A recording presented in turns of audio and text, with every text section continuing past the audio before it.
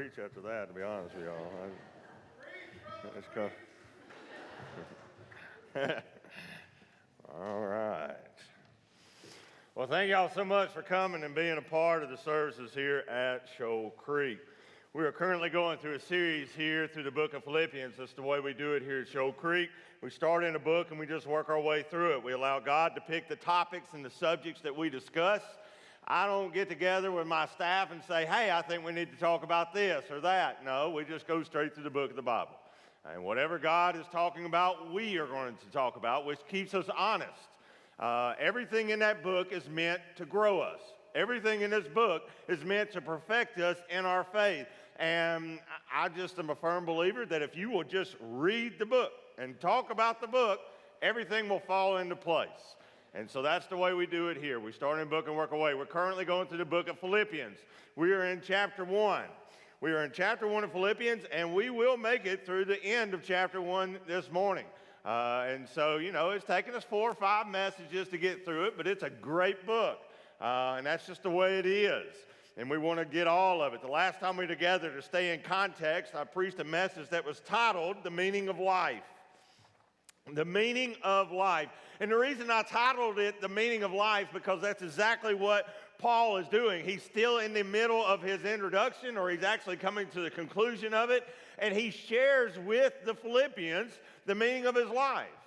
He said, to live is Christ and to die is gain.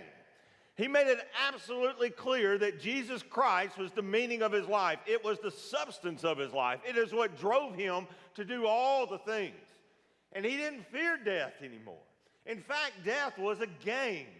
And so that's what we talked about, the meaning of life, because that's what he drove into. And when it comes to the meaning of life, to know if Jesus Christ truly is the substance of your life, the thing that is driving you, there will be evidence. There will be evidence that Jesus Christ is the meaning of your life, because Paul talks about it in this letter. He talked about the internal evidence. Well, that thing that was driving him. He had set Jesus Christ as the sole focus of his mind. He had set Jesus Christ as all of it. That's why Paul was able to do the things that he did. It wasn't that Paul was just this superhuman Christian. Yes, God had gifted him. Yes, God had set him apart to be an apostle. But the reality is the Holy Spirit that did works through him is still alive and well inside of us all today. What really sets him apart from a lot of people today is the fact that he set Jesus Christ as the sole focus of his life. He desired to serve him. He desired to make Christ every aspect of his life, to make Christ known, to make Christ glorified in everything. And it drove him eternally. Everything about his life was focused around Christ. And he made that absolutely clear, even to the point that he says in that passage, and we talked about it in detail last week, that he longed to be in heaven. That's where he wanted to be.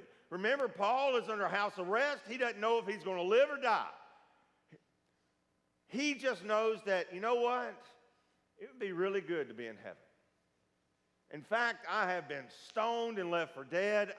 I've been beaten by rods multiple times, shipwrecked multiple times, bitten by a snake. He's chained to Roman centurions. He has not had an easy life. Many nights of hunger, starving, sleeping out in the cold, in the wilderness, threat of robbers, all of it. He's told us all of this. He knew to be in heaven would be a gain. He knew it and he longed for it because Christ was everything for him. All of it. That's what he was living his life for. But that internal evidence led to an external evidence. And the external evidence is, even though he had longed to be in heaven, even though he longed to see his Savior face to face, that his faith would become sight, as we sing so often, he said it would be better for me to stay with you, though. He wanted to serve. He wanted to give Christ as much glory as he possibly could. And if God allowed him to survive, he made it clear in that letter, I'm coming back to you. And when I get there, I'm going to love on you and I'm going to serve you. That was his life. We as Christians are called to do the same thing. Jesus Christ said, if you want to follow me, you got to deny yourself, you take up your cross and follow him. That's what he said. He said, if you want to find your life, you got to be willing to lose it. If we want to live a life that is truly worthy of Christ, then you got to have Christ at the center of it. That has to be the meaning of life. And so we drove into that, and we talked about it constantly. And today's message is going to follow right on the heels of it. If Jesus Christ is the meaning of your life, then your life will be worthy. You will live a worthy life. And Paul is going to move into it. He's going to talk about what is a worthy life, a life worthy of Jesus Christ. If he is the focus, if he is the desire, he is the drive of your life will show more evidence of it. And so that's what he's going to focus in on this morning. Because here's the point. We just sang all these wonderful songs, and y'all, the worship team did such a great job. Again, I want to pause and just thank y'all so much for your hard work. Look, I know y'all didn't just wake up this morning and sing those songs. Y'all have obviously been practicing for many, many hours, and I want to thank y'all and recognize your talents and your gifts and your most important sacrifice. Because as a minister, I know what it's like to not always be home at night. To not, I was about to say to not always be home to watch Auburn play basketball, but you didn't miss nothing if you did, all right? You just saved yourself some tears as they lost to Yale. Yeah, golly. That's it. That's it. And on top of it, Alabama won. Golly. Yeah, I tell you what. Anyway. All right, before we get off too track, y'all, or too far off. Philippians. We're in Philippians chapter 1. Philippians chapter 1. We're going to start in verse 27, and we're going to go to the end of chapter 1, which is verse 30. So 27 through 30 is what we will discuss this morning, and I'm going to ask that if you have the ability to stand out in reverence for the reading of God's holy and perfect word this morning in expectation of what Christ can and will do through the reading and the hearing of his word, knowing it never returns void, and that faith comes by hearing and hearing of the word of Christ. Philippians chapter 1, starting in verse 27. Only conduct yourselves in a manner worthy of the gospel of Christ, so that whether I come to see you or remain absent, I will hear of you that you are standing firm in one spirit, with one mind, striving together for the faith of the gospel, and in no way alarmed by your opponents, which is a sign of destruction for them, but of salvation for you, and that too from God. For to you it has been granted for Christ's sake not only to believe in him, but also to suffer for his sake, and experiencing the same conflict which you saw in me, and now here to be in me. Let's pray. Father, I thank you so much for giving us an opportunity to come and to gather again this morning. Father, I recognize that all across Christendom, all across your kingdom, many will be celebrating the triumphal entry of Christ as it is Palm Sunday. Father, in recognition, may we truly live a life that is worthy of what all you did. Father, that's my desire, to simply to share what you shared through Paul in this letter, that they would live a life that is worthy of the sacrifice that you made on our behalf. And it's in Jesus' holy and precious name I pray. Amen. You may be seated.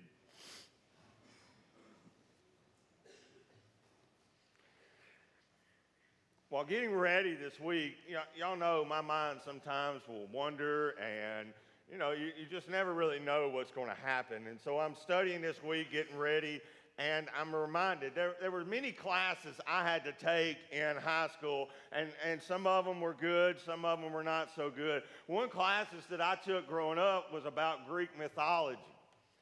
And I actually enjoyed learning some of it because it was some wild and fancy stories. And while this week, while reading over this and talking about a worthy life and a life striving to give Christ glory and all of that, I was actually reminded of a character that I learned in my Greek mythology class. Her name was Atlanta. And Atlanta is not just a city in Georgia. It was named after someone, a woman in Greek mythology. What happened is she was born to a king, and the king wanted a son, and he didn't want his daughter. And because she was a girl, he just took her out to the woods and left her. Just left her to die because he wanted a son. Well, the gods felt sorry for her, and so they allowed animals to raise her. Again, this is Greek mythology. And so wolves and different animals would raise her, and she would grow wild out in the woods, and she became an excellent hunter, a very strong, very agile, all of that. Many characters through mythology would go and visit her. Jason, the Argonauts, all of them. They would all eventually run across this woman. Well, she became so famous, that her father decided, you know what, she's so famous, I want her again. I want to claim her again. And so he brings Atlanta back, and he says, I need you to marry so I can have grandkids. And she refuses to marry. She doesn't want a man in her life. And so she decides that if you're going to marry me, you've got to beat me in a foot race. She was known to be the fastest person alive, unbelievably fast. And man after man, and let me add this. If you lost the foot race to her, she was able to cut your head off. And men tried. And head after head would roll. Nobody could beat her. Nobody was able to do it. But a man by Mahlon fell in love with her, but he knew there was no way he was going to be able to outrun her. But he loved her. And so what is he going to do? He didn't want to lose his head. And so he prayed to the goddess of love, Aphrodite. And Aphrodite loved people who were love-struck and didn't have a chance. And so what she decided to do is she made 3 golden apples. 3 golden apples. And she told Mahlon that when you're running, toss an apple. And Atlanta will go and pick up that apple. She'll be drawn to the apple. And so that's the story. He decides to race her. He takes off running. And, of course, she is flying by him. And as she's catching up, he takes that apple and he tosses it. And Atlanta stops. And she goes after the apple. She picks up the apple and begins to run again. And as she comes up to catch him, he has to throw the apple even further next time. Because there's no way he's going to outrun her. And she goes and picks up the apple and catches back up to him. And right there before the finish line again, he has to chunk the last and third apple. And Atlanta again goes running after the apple. Mahlon wins the race and marries Atlanta. The reason why I was reminded of that is because this whole passage is about living a life that is worthy of the gospel. And what I have realized, and the Bible warns us constantly of it, is that most of us fail to live a life worthy of the gospel because we're chasing after golden apples. We're chasing after things that get tossed out in front of us, and we lose our focus. We quit focusing in on Christ, and we get distracted by all the things of this world, things that are drawing us away from Him, and we fail to actually live a life that is worthy of what Christ has done for us. Paul, or the author of Hebrews, said it this way: let us also lay aside every encumbrance and sin, which so easily entangles us, and lets us run with endurance the race that is set before us, fixing our eyes on Jesus. That's the point. I came across that verse while studying this passage, and that's what reminded me of that old story, that old fable. You got to fix your eyes on Christ. Most of us fail to do so. Or we'll start focusing in on Christ and along the journey take our eyes off. If you want to know why you're failing the race, if you want to know why you're distracted, it's because you took your eyes off Him. He hadn't moved. It's us who moves. It's us who fall away. something that you need to see in this passage. In verse 27, Paul said it this way: only conduct yourselves in a manner worthy of the gospel of Christ. So if you want to know where I got my title from, it's right there. Worthy of the gospel of Christ, so that whether I come to see you or remain absent, again, Paul don't know if he's going to survive or not, I will hear that you are standing firm. That phrase, conduct yourselves, in the Greek it's one word, and it means citizenship. And this is why it's so important that you got to know context. This is why I took an entire sermon to introduce you to who the Philippians are, and went through, if you will remember, I walked you through the history of the city of Philippi. All the great dynasties and kingdoms and empires that lived and controlled that great city. Well, they're a Roman colony. These people have been given special status. They're Roman citizens. And because they're Roman citizens, they don't have to pay taxes anymore. They don't have to do anything. They have all these special privileges because they helped the Roman emperor in the middle of a civil war. You remember me going through that story with you. These people took pride in being Roman citizens. Now, they're not Roman. They were given that title. These are Greeks, but yet they dressed like Romans. They spoke like Romans. They made the official language of Philippi was Latin and not Greek because they wanted to be like Rome. They actually changed the names of their mayors and governing officials to Roman names. Everything they did was based off Rome because they were so proud to be Roman citizens, they changed their entire livelihood and their entire structure. That's what Paul's hinting at here. Live your lives or conduct your lives and conduct yourselves to where you're actually living like you're part of God's kingdom. That you're actually proud to be citizens of God. Proud. Just as they changed everything to be Rome, we are supposed to change everything to be followers of Christ. People ought to see us. The church should literally be a colony of Christians right here. That's the point that Paul is trying to relay to these people. You should conduct yourselves that way. That's what he's trying to do. It's supposed to be heaven's ambassador or embassy right here. The problem is, we don't always act like it. We don't always live like it. What I've realized as a pastor and going out into the community and striving to tell people about Christ, do you know that most people don't really question the truth? They don't question about God. Do you know the biggest hindrance to sharing the gospel? Christians. Believe it or not, Christians are my biggest hindrance in sharing the gospel because somebody went out and did something stupid and said something stupid, and that makes it twice as hard for me to share the gospel. Because we do not conduct ourselves as citizens of heaven. We don't conduct ourselves as true ambassadors for Christ. Instead, we lose focus and chase after all the golden apples of this world. And then the world sees that we're doing that, and they're like, well, why would I want any part of that? Why would I want that?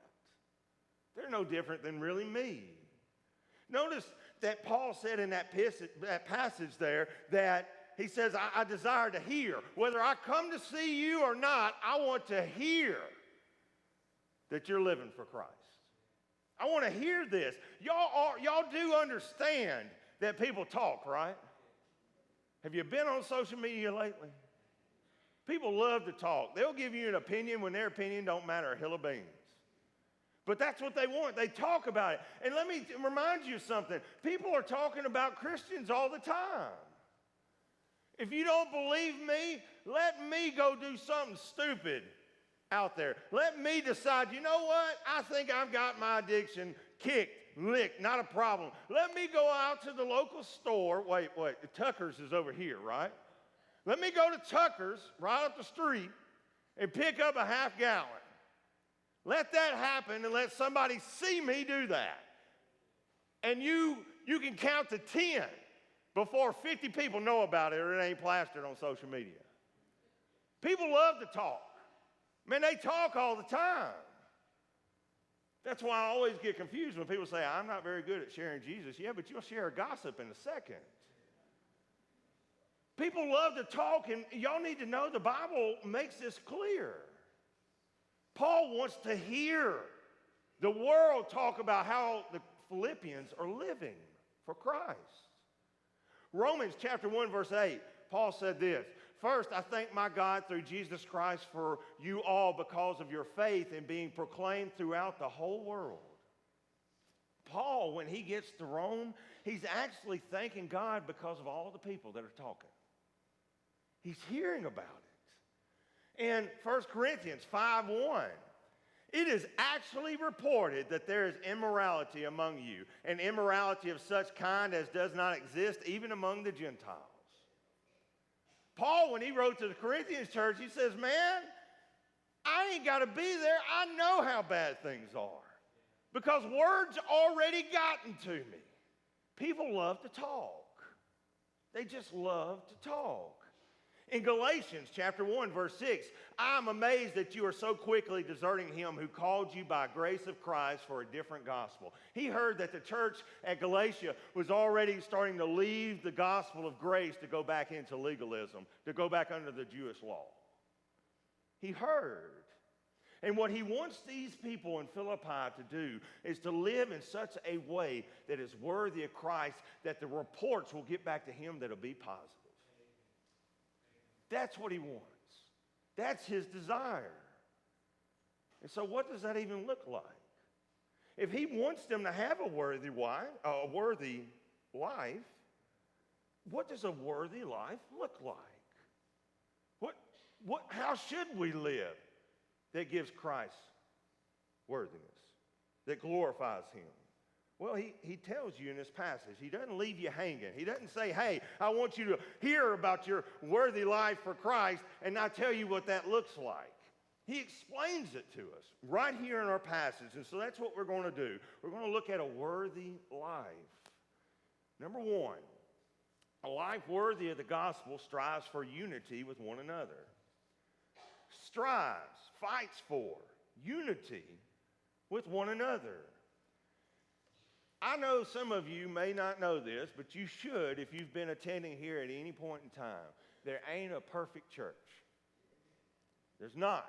And y'all hear me say this all the time because an old pastor told me this a long time ago. If you ever find a perfect church, don't you join it because you're going to ruin it. Because every church is full of sinners. Every church is full of humans. And even Philippians, even Philippi, this glorious letter, and y'all, this letter is filled with joy. It is the most joy-filled letter in all the New Testament. Even with it filled with joy, he is going to call out two women by name. He ain't never done that before. But the report had already gotten from Greece to a prison in Rome about two women fussing and fighting in church. Now, if you've been a member of a church for a long time, that shouldn't come to a shock. Because I ain't never met a church that didn't have people fussing. And I'm saying that because you need to understand that a life that is worthy of Christ is people that strive for unity. It's not easy. There ain't nothing easy about being a part of a church. There ain't nothing easy about unity at all. In fact, it is easy for us to grumble, gripe, and complain. That's easy. Do you know I've never, as a pastor, never, and I got my pastor, Brother George, here this morning, and I can promise you, Brother George will say the exact same thing. Brother George, have you ever had to preach a sermon asking people to grumble? Never. I hadn't either. It's amazing. I had never had to ask you to complain. Y'all are good. I ain't never had to ask a church member to curse. I've never had to ask a church member to do something stupid. I've never had to ask that. Y'all do that naturally. But I do have to tell you to strive to live a life worthy of Christ. I do have to ask you to strive to sing with joy, to give with joy. I have to ask you to serve with joy. Because that ain't natural. Do you know what else is not natural? Unity. It is not natural. I don't care. You can sit there and see it on a football field. You let one guy get a big head and not do right, the whole team will crumble. It happens in the basketball team. One guy loses his mind and not act right, the whole chemistry of the team falls apart. And you let a couple fools in a church open their mouth and the whole unity of the church can fall. You have to watch yourself, and that's what he's doing here. He says you got to strive for unity. If you don't believe me, look at it. Verse 27, I will hear of you, see, hear that you are standing firm in one spirit, with one mind, striving together for the faith of the gospel. That's unity. We're all supposed to be one. We're supposed to be heading together, fighting together, arm to arm, shoulder to shoulder, shield to shield. In fact, when he is saying this right here, everybody there, this is a military term. That phrase, striving together, is a military term. And when Paul uses that word, striving together, everybody would have most likely been thinking of that right there. That is called the Roman phalanx. Rome was the most powerful nation or empire at that time. And so if you're going to use a military term, in particular to Philippians who loved Rome and claimed to be Romans, they would have known that formation because that formation conquered and made the greatest empire the world had ever seen. They designed the shields perfectly to where those soldiers could walk right up. That is known as an ancient tank. Under those shields are men with swords, and they will walk right up to you no matter how many arrows you shoot at them or rocks you throw at them, and they will walk right up to you and get you. That formation conquered the known world. They didn't know how to handle it. They didn't know how to fight it. The Roman phalanx. And so when he uses this term here, striving together for the faith of the gospel, that's what he has in mind. This is what the church is supposed to be. We're not supposed to be biting each other's backs. We're not supposed to be attacking each other. We're not supposed to be grumbling and griping about everything that's happening outside the church. We're to be marching arm in arm together, watching each other, helping each other. Because if one of those shields comes down, the whole thing falls apart. And that's the problem with the church, and that's what he's trying to teach the Philippians here. You have got to stay together. You got to move in one mind, with one spirit. And if you will lock arms together and fight together, ain't nothing going to stop it. Absolutely nothing. Oh, I'm so good. I am so glad this is here. I thought about it just a second. I am going to do something I never do. We're going to have a learning opportunity right here. I'm going to give you a demonstration. I'm going to pick, let's see here. Clay, come on up. Mickey just left, so you're coming up. Come on, Clay.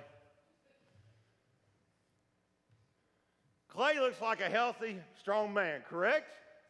You got to stand up here beside me. All right? I need you to do me a favor.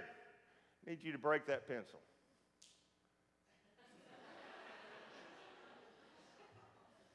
Miss Lynn, you're going to dock me here in a little bit. I want to see you break 2 pencils. Okie dokie.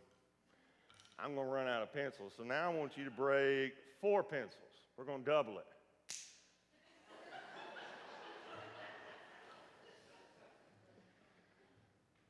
10 pencils. Come on.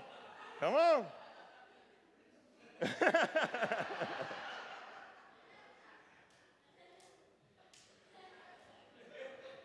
All right, that's it. Anyway. I'm really glad because I had 25. And if you had done that, and I'd have been upset because this illustration would have failed miserably. Y'all thank Clay for coming.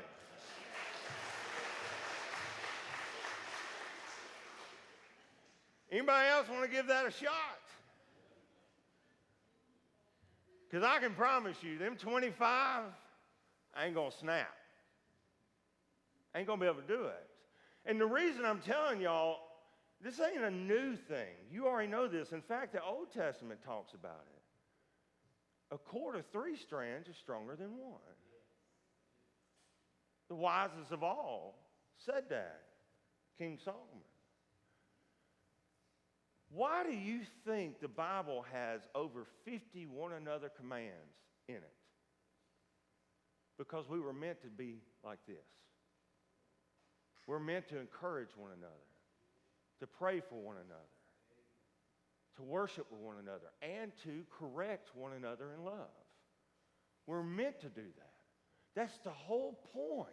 And that's what he wants them to understand, that if you keep fractioning off, you keep huddling up in your little teeny tiny groups and rejecting the unity of the church and breaking the unity of the church, the world is going to snap you like a pencil.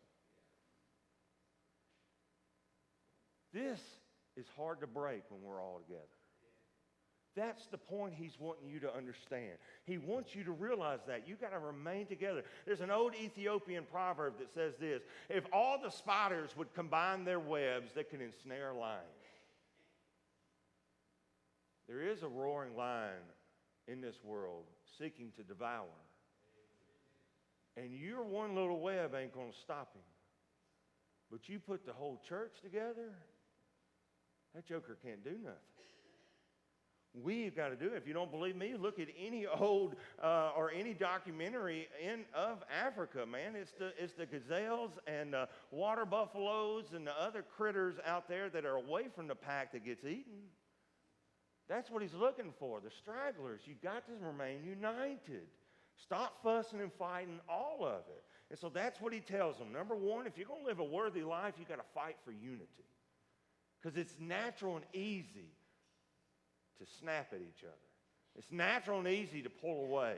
Unity requires work. It requires work. Second thing, a life worthy of the gospel is courageous. Not only is it unifying in unity, but it is also courageous. If you don't believe me, look at verse 28.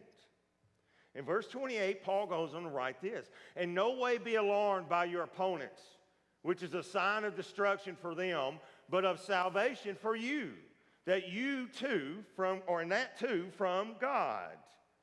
In no way alarmed." The picture there is of a horse, all right? He's picturing a horse. You got to understand, when it comes to Greek, there's a lot of word pictures. And so the word in Greek is picturing a horse. And if you've ever been around horses at all, I was raised up a little while on a farm, and my grandfather had some horses. And what I realized is that sometimes a horse can be spooked by something that is not really that dangerous to them. You know, like in the military, you have to train horses to be able to hear gunfire, because the first time they hear it, it scares them. And so sometimes a horse will be spooked for no reason, a snap of a twig or something. And that's what he's saying here. Do not get spooked by something that's harmless. Do not be spooked by this. And now, of course, you need to understand what he's talking about here. It ain't necessarily harmless. Paul is under arrest, and he's writing to people who are physically suffering. But what he wants them to understand is this: even though you're suffering, the reality is it's harmless. Why? Go back a couple verses. To live as Christ and to die as what? You got it.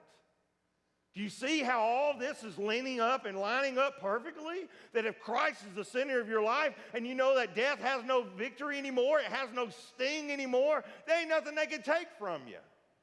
And so he wants you to understand that even though you have all this coming up against you, you can be courageous. And that's the point. He wants you courageous. He wants you fighting for the gospel. Not only just unified, but standing together again like that Roman phalanx, chasing into this world, ready to fight. And to help them understand that you can be courageous, he gives 2 little points there in that same sentence I just gave you, that same verse. He said, in no way be alarmed by your opponents, which is a sign of destruction for them. So the first thing he's talking about is your enemies that are causing you harm, Your enemies that are causing you so much pain and suffering, guess what's going to happen to them? Like chaff in the wind, they'll be gone one day. Your enemies will be destroyed. It's why the Bible tells us not to seek vengeance, because vengeance is whose? His. One of these days, justice will happen. It may not happen in your lifetime, but it will happen one day, because one day everybody will die and they will meet their Creator and will give an account. One day it's going to happen. And what Paul is telling them, those that are causing you so much harm, those that are bringing so much pain into your life, your enemies, because of the gospel, they will be destroyed. So have confidence in that. That should give you confidence. Y'all, I don't always watch Auburn play. And the reason why is, one, it's very difficult to watch. The second reason I don't always watch Auburn play is because I'm busy. I can't just be there all the time. And so I record it. But it never fails. I have good friends that will either text me, they're terrible. Or they'll say, can you believe it? And I'm like, what? And they'll tell me, were they won or they lost? And do you know when after I know if they've won or lost, do you know what I rarely do? I watch the game. I don't really watch it. Not unless something really amazing happens in it. I don't watch it. And it's because I already know the outcome. I don't have to worry about all the bad things that are going on because I already know the outcome. I know I'm going to have victory. And what Paul is telling them, they're going to be defeated. That's what he wants them to know. They will be destroyed. And another thing he tells them is, and he tells them, it goes on to say, a sign of destruction in them, but of salvation for you. And so what Paul goes on to say is that them being against you because of the gospel is actually a good thing. I know this is very hard for our modern culture to understand, but you actually suffering and being attacked is a good thing. Because it's proof of your salvation. It shows that. And so that's actually going to be my third point. I'm going to jump straight into it. That it is also for your salvation. And so a worthy life of the gospel is a life that is willing to suffer for the sake of Christ. To suffer for the sake of Christ. Not only does he hint at it right there in verse 28, but he continues that thought on into verses 29 and 30. Read with me. It says, for to you it has been granted for Christ's sake, not only to believe in him, but also to what? Suffer for his sake. Experiencing the same conflict which you saw in me and now here to be in me. And so what Paul is saying there is that not only is it suffer, but you've seen me suffering. And as you've seen me suffering, and he's already spent this whole introduction explaining to us that he has been suffering and how he's been suffering and how God has used that suffering for the glory of the gospel, that same thing will happen to you. And that's actually proof of your salvation. It's proof. And you might be saying, how can that be proof of my salvation? Because if you ain't truly saved, you're not going to be going out there and sharing Jesus that's going to cause you to suffer. You don't share Jesus unless you're truly saved. You don't share Jesus if it's bringing suffering into your life, because why would you want to suffer? Do you see the point? Look, when I go to the gym, I know I'm going to hurt after the gym. But I go to the gym because it's going to make me stronger, make me feel better, and all of that good stuff, and make me healthier. So I'm willing to suffer. I know the positives of it. And what Paul is saying here is if you're truly saved, you're going to be willing to suffer for the kingdom of Christ. It points to their salvation. This suffering, now this suffering isn't just random. I want to make sure this is clear. We're not just talking about everyday random suffering. Y'all are aware that everybody suffers, not just believers, right? Everybody suffers. Everybody has bad days. Everybody loses jobs. Everybody loses loved ones. Everybody gets sick. Everybody's car won't start. Those are average sufferings. What Paul is talking about here is suffering for the sake of Christ. That's the specific, because not everybody suffers for the sake of Christ. The atheist out in the street may suffer, but he's not suffering for Christ. because he ain't sharing Christ. He's not living for Christ. Again, this is a life that is worthy of the gospel of Jesus Christ. This is a life that is already set on Christ. We've already discussed all of that. And so it's suffering for Jesus' sake. Here in America, we don't always suffer the same way, but there are other places that really do suffer a lot. I read a testimony just a couple days ago out of one of the Martyr magazines or something about a guy that was sharing or went over to Turkey to share the gospel. And while there, he watched a young girl get baptized. And while the young girl was getting baptized, he noticed that there was a bunch of luggage sitting at the door. And he asked the pastor, why is there luggage sitting at the door? It looks terrible that people trip over it. And he said that luggage is hers, because the moment she gave her life to Christ, her family just kicked her out of their house. See, that we don't experience that here. We don't see that type of suffering, but the world does. But in America, the suffering is just a little bit different. It's a little bit more subtle. But you do need to understand that even in America, Christians can and will suffer if they are faithful to share the gospel. If you don't believe me, let me remind you of something. You're sitting at a table with your cousins or your friends or your coworkers, and you make the point that there's only one way to heaven. How do you think that's going to fly? Well, if they're believers, they'll be happy. But if they're not believers, how's that going to roll?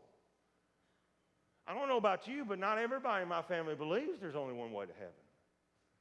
What about if you bring up another subject, God's view on marriage? You think that's a good subject that might not cost you some friends? In fact, if you say it at the wrong places, it'll cost you a job. What about God's view when it comes to men, women? God's view on parenting, all of that. See, even in America, while we do not go and sacrifice some as in other places, we still do sacrifice. And that's why a lot of people don't live a life worthy of Christ, because they're refusing to share the gospel because they refuse to suffer for Christ's sake. You will allow your friends and your family to rattle off some new age something while sitting there around a table or sitting at a gym or somewhere, and you won't speak a word. And the reason you won't speak a word ain't because you don't believe different. It's because you don't have the courage that we just talked about. It's because you're not willing to suffer for the sake of Christ. It's because your mind is not set on the gospel of Christ, which is what we talked about last week. See, what you need to understand is when it comes to Christendom, and you're not going to find this with a lot of churches. They're not going to focus on this. But you need to know something, because I'm going to tell you the truth. Being real is something that I'm big on. I'm going to share you something that is real. If you truly put Jesus Christ as the sole focus of your mind, you truly desire to live a life worthy of the gospel of Jesus Christ, you will suffer. I'm not going to lie to you. If you speak the truth of Jesus Christ faithfully, you will suffer in this world. There is no way around it. Jesus Christ said that we would suffer, but to take courage because he's overcome it. That's the point. If you don't believe me, let some other guys speak to this. St. Augustine, he said it this way: God had one son on earth without sin, but he never had one without suffering. Never. Every true follower of Christ will suffer for the gospel. Timothy Keller said it this way: Jesus Christ did not suffer so that you would not suffer. He suffered so that when you suffer, you'll become more like him. The gospel does not promise you a better life circumstances. It promises you a better life. That's the point. He will promise you a better life, but suffering is just part of it. John Piper kept it really short and sweet. He said it this way: suffering for Jesus is temporary. Pleasure in Jesus is eternal. You're going to suffer, but it's only for a while. But what Paul does here in the Philippian letter is he says, not only are you going to suffer, but y'all, this is a good thing. It's a good thing. And I know in our world we don't believe that because we don't hear it enough. But suffering is actually a good thing because it does bring confirmation to your heart about your salvation. That when I boldly go out and share the gospel, if I lose a friendship over that, then at the end of the day, at least I know I was faithful to Christ. At least I know I did what I was supposed to do. Now again, let me make this clear. Y'all have been around me, know I don't walk up to people with my Bible and just slap them. That ain't what I do. You saw a video not too long ago. There are people that work out with me at the gym for over 3 months, never even knew I was a preacher. Because I don't walk up and just slap them. What I do is I build relationships with them. And now they do know who I am. And they love it. They're glad they come to me with advice and I'm able to share the gospel with them. But not everybody's that way. But you have to be faithful to share the gospel. Paul said it this way in Acts 5:41, or actually it was Peter. He said this, so they went out from their way of the presence of the council, rejoicing that they had been considered worthy to suffer shame for his name. Peter and the apostles are leaving being arrested one of the first times as the church is being started because they refused to not share Jesus in the temple. And after they were disciplined and released, they said they considered it worthy that they were able to suffer for Jesus. So in closing, I want to ask this. A worthy life means maintaining unity, living courageously, and being willing to suffer. How does that stack up with your current life? What's that look like? Again, this letter is written to the church, and so my messages are focused to the church. How does this stack up? How are you striving to maintain unity? How are you living courageously? And let me ask you this question. When was the last time you actually suffered for Jesus Christ?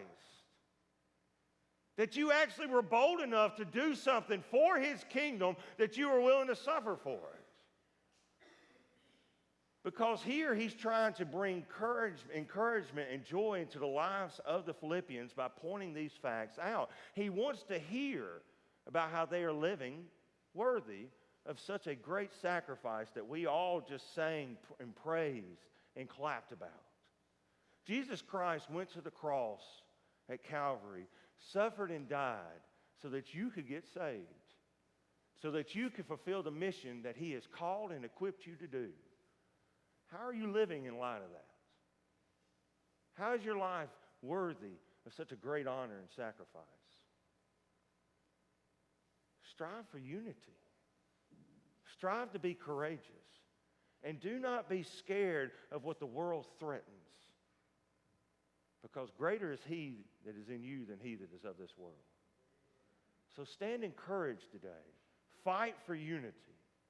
And by all willingness, be willing to suffer if it's for his kingdom and his glory. So let's pray. Father, I come to you and I want to thank you. I thank you for giving us an honor and an opportunity to come and to continue our study of this glorious letter. Father, I ask now that your Holy Spirit simply do only what you can do.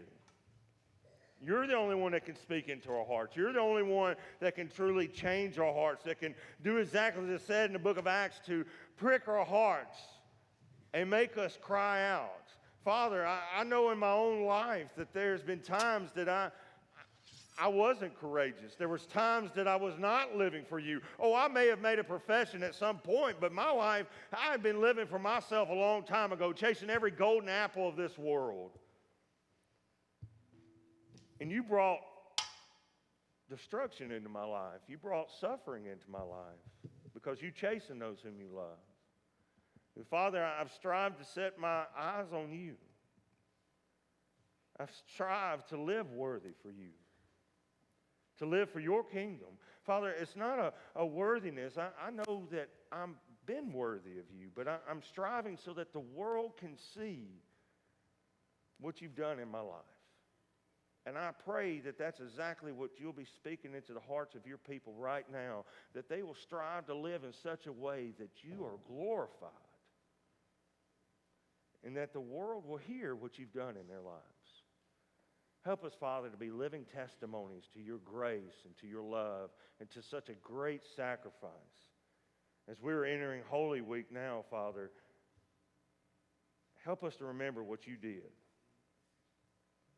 so that we can do what you've called us to do and have the courage and the boldness to do it. And it's in Jesus' name I pray. Amen. This is our time of invitation. If you please stand during this time. If you've never given